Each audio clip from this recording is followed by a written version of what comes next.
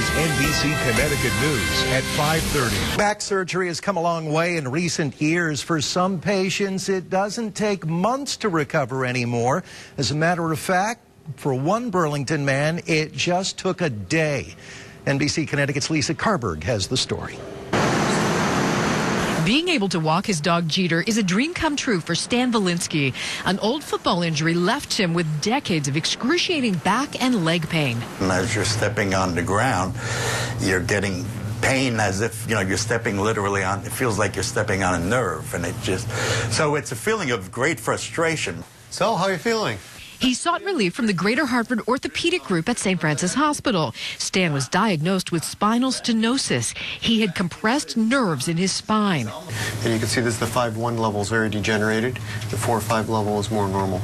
And he had his nerves pinched in these two levels. Stan's orthopedist, David Kruger, shows us his back x-ray before he performed a newer kind of surgery.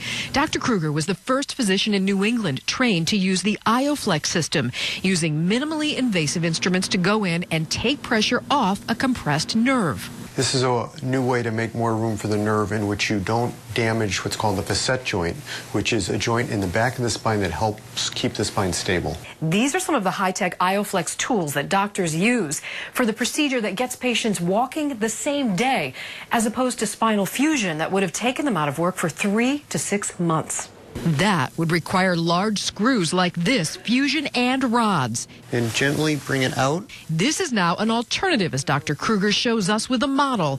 A thin wire is fed in, then a small tool that can saw the spine for relief. And the way that we're able to do this is to sneak under the joint and above the nerve and just make more room where it counts without damaging critical structures in the spine. Stan was able to walk out of the hospital the day of his surgery.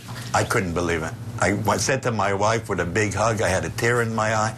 I said, honey, I'm walking without pain. And it did feel great. And Lisa goes on to report that since there's a smaller incision, there's less pain, a faster recovery, and less risk for the patient.